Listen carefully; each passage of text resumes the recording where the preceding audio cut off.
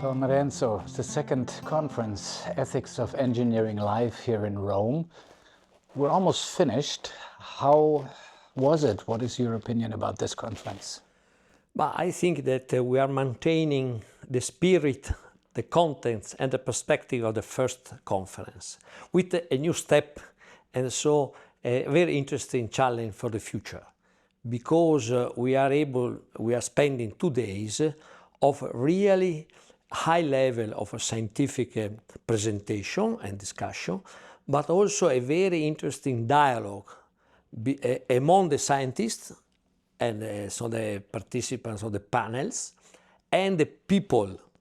So the issue of really discussion together to understand the scientific developments, research perspective, including the ethical issues, the issue of responsibilities, and in which way also to involve the social community, the society, is very, very important.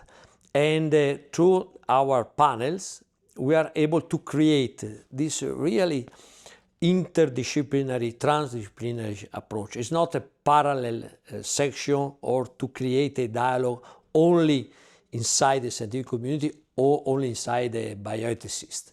But this perspective, it is important. And another 2 things that we confirm, and I confirm that are very, very important and a kind of unique in our experience is the role, the presence of religions, a specific panel concerning religion and biotechnologies, engineering life, and the presentation by young researchers, young scholars that could present, or they have already presented very good talks, very good presentations, but in the same time they are active in the discussion and dialogue. So that is very important, how to involve, and this experience is very, very positive, to involve the young researcher in the discourse, in the approach concerning engineering life. Renzo, the conference is primarily organized by the Pontifical Academy for Life here in Rome and the NCCR Molecular Systems Engineering in Basel. Now we are completely different, quote-unquote, organizations or entities. We are from the scientific side, working in the field of engineering life. You are working in the field of religion, spirituality, church. This is interesting that we found, not only that we found each other, but that this cooperation works. Why did you decide for PAL, for the Academy, to cooperate with us? We confirm and we appreciate this kind of cooperation because there is a cooperation between an institute of research and science as a consortium in Basel, University of Basel, and the Pontifical Academy for Life, that is a center for religion, theology, but also ethics and bioethics. It was established for the ethical issues concerning human life and in dialogue with science and medicine. So that was a good inspiration, and we could say a providential sign to meet and to cooperate and to realize a second edition of this conference. So we have 2 different institutions, but we can share some common values, some common also goals and good inspirations. And now this year we have also the presence of Children's Hospital Bambino Gesù. That is the biggest children's hospital in Europe, with also an important center for research. And so we try to create, and the outcomes, the results are very good, not only in my opinion, but also the opinion of all participants, that it's possible to cooperate with the good outcomes and the results. For our NCCR, for the scientists, the biologists, chemists, and others who work in our NCCR, it has shown over the years of our cooperation that it is very good to leave the scientific bubble or open it up, open the lab doors and invite thoughts and people like you here in Rome into the discussion. It is opening up our minds. Not easy, very often, still not easy, but the doors are open now. How is it for you? One would think, wow, you know, the church and religion is very strict, restrictive, conservative when it comes to new technologies, particularly in the medical field. Engineering life sounds kind of spooky, dangerous.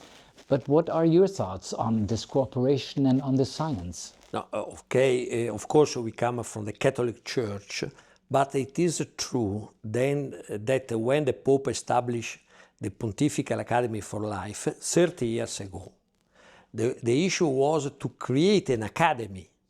So that is an institution of dialogue, because it is an institution of research.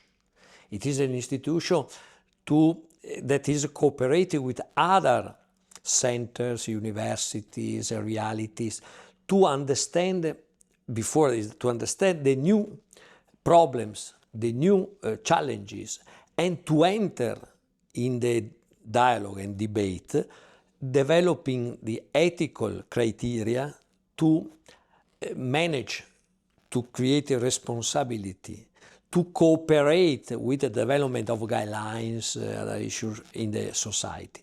So the academy was established with an open perspective.